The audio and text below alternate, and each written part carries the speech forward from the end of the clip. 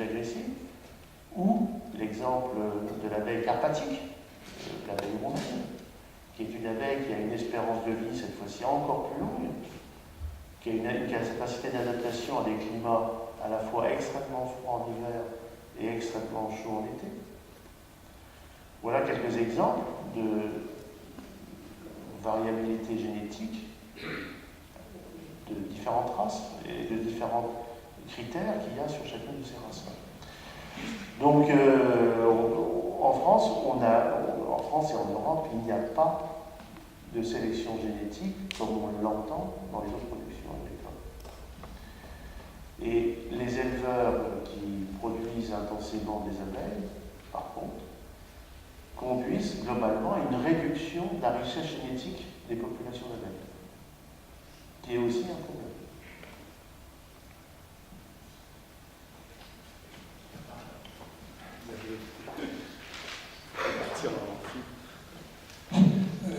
Juste pour revenir, excusez-moi, monsieur, sur le problème de la population urbaine des abeilles. On a bien compris, vous l'avez cité pour Reims, c'est ridicule, il y a 74 ruches, c'est ce que vous avez dit. Je ne sais pas combien il y en a dans l'ancienne Seine, pour faire ça, mais il y a quand même une différence, c'est qu'on ne trouve pas de mortalité dans les ruches urbaines aussi importante que dans les zones agricoles, semble-t-il. Alors, je ne discute pas sur la production, qui est effectivement incomparable, mais cela dit, il y a quand même un phénomène, je ne sais pas comment l'appeler, qui fait qu'il y a une différence. Il semblerait que les citadines sont plus costauds que... Oui. Voilà. Alors, je n'irai pas jusqu'à dire ça, mais je pense qu'il faut quand même, il faut effectivement... c'est une question intéressante que vous posez, parce qu'elle en pose d'autres. Elle soulève d'autres problèmes que je n'ai pas exposés tout à l'heure. Les problèmes macroéconomiques. Je vais expliquer pourquoi. Les ruches en milieu urbain, ce sont quelques ruches dans un jardin dont s'occupe un apiculteur amateur. Généralement, c'est ça le profil. Il n'y a pas de rucher professionnel avec 70 ruches ou 80 ruches en ville. Donc, ça veut dire qu'il y a une conduite individualisée de la ruche. Ça veut dire qu'il y a une conduite de qualité par une personne qui est très attentive à sa ruche. C'est en tout cas la condition sine qua non pour qu'il n'y ait pas de mortalité importante. Le cheptel apicole français, géré par l'agriculture professionnelle, dont je suis,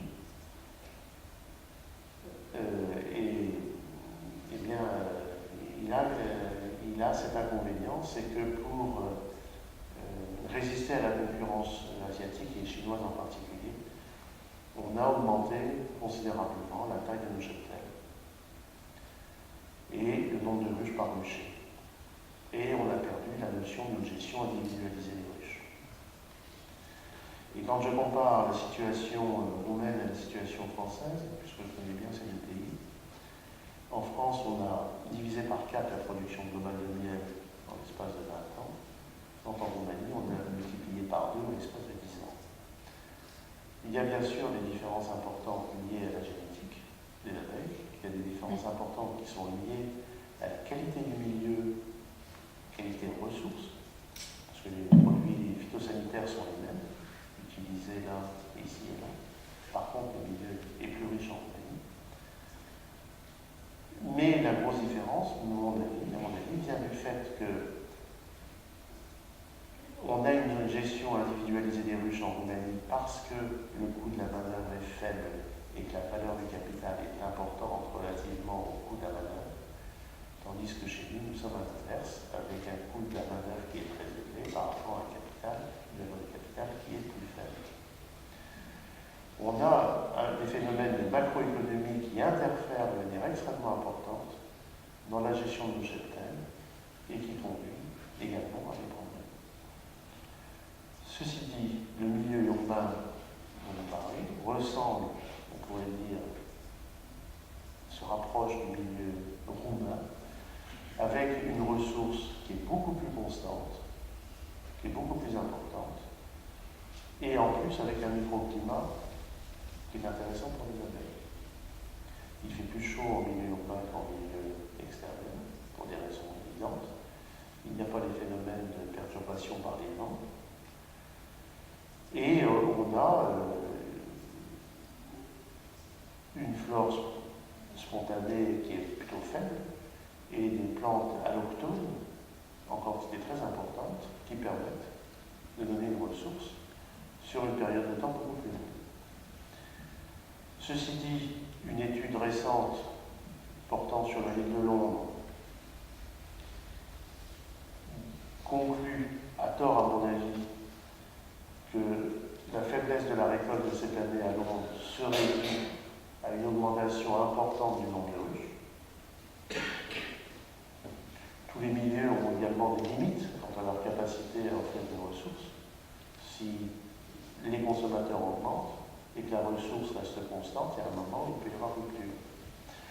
Je pense que les conclusions ont été exagérées dans l'étude londonienne et que le phénomène de la climatologie londonienne de 2012 est identique à ce qui s'est passé dans le nord de la France et que ça suffit en soi à expliquer le peu de récolte que les Londoniens ont eu. Mais à Londres, le nombre de ruches a considérablement explosé. On parle de plusieurs milliers de ruches dans le monde. Je ne peux juste m'empêcher d'ajouter, peut-être qu'en milieu urbain, il n'y a aucun pesticide d'employé. Alors, écoutez, vous allez penser que je suis l'avocat du diable. La première analyse de pesticides que j'ai faite, je l'ai faite sur un miel que je produisais à Reims. Et j'ai trouvé des pesticides dans le miel de la ville de Reims. C'est un pesticide utilisé par la jardinier amateur. Je ne pense pas qu'on puisse dire qu'il n'y a pas de pesticides en milieu urbain. Bon, on peut dire qu'il y a des pesticides différents. On peut dire que les toxiques sont différents. Et en particulier, on a un écotoxicologue de renom qui s'appelle James de Villers, qui a travaillé sur les toxiques en milieu urbain ramassés par les abeilles, et en particulier sur les molécules aromatiques. L'abeille est un fabuleux outil pour mesurer la contamination dans les milieux urbains par les molécules aromatiques issues de la pollution du pétrole et des dérivés du pétrole. On voit également en milieu urbain, on voit également en milieu urbain des abeilles butinées collectées en guise de propolis, des mastiques, des miniums de plomb, donc tout un tas de substances qui peuvent aussi poser problème. Donc, simplifier les choses, c'est difficile. On peut comparer des milieux différents et imaginer les problèmes que chacun des milieux va engendrer sur une population d'abeilles et sur les produits de la population d'abeilles. Ils ne sont pas de nature identique. Monsieur là-bas, j'étais étonné que vous disiez que l'apiculture marchait plutôt mieux en Champagne qu'ailleurs, parce qu'en Champagne, c'est aussi les champions des traitements. Tout à fait. J'ai un frère qui, même dans son jardin, il dit que si je ne traite pas mes arbres fruitiers, c'est foutu, tous les parasites se jettent dessus. Alors, c'est un paradoxe. C'est un paradoxe. La Marne est un département où on utilise des quantités très importantes de produits phytosanitaires. Mais il se trouve que l'apiculture en Champagne, par la présence de la luzerne, se porte plutôt bien. Par la présence de la luzerne. Par contre, quand on a des ruchers infestés par l'eczéma et par barbare, on a de vrais problèmes.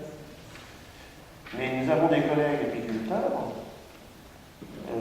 qui tiennent leur compte de production de manière extrêmement rigoureuse, qui n'ont pas observé de modification de production depuis les années 80. Mais ce sont des gens qui, la plupart du temps, ont adapté la taille de leur rucher aux capacités de ressources de leur milieu. On multiplié le nombre d'emplacements de ruches et on diminue le nombre de ruches par emplacement. Ce sont aussi des gens qui ont une maîtrise très très forte du varroa. vous plaît. Éventuellement, j'aurais une deuxième question, c'est est-ce qu'il a été étudié le comportement ou l'influence éventuelle, par exemple, des cultures OGM sur les abeilles? Alors, en Europe, il y a quelques pays qui produisent encore des cultures OGM comme l'Espagne. Alors, les OGM en question sont des OGM type, je crois que c'est Monsanto 810, qui ont intégré dans leur génome, ces cultures, le BT, le Bacillus thuringiensis. Donc il y a eu pas mal d'études qui n'ont pas montré de corrélation mortalité Bacillus thuringiensis, enfin cristal de BT. Et d'ailleurs, moi je le comprends, puisque le Bacillus thuringiensis, on l'utilise en agriculture pour lutter contre les teignes de la cire. Donc il y a eu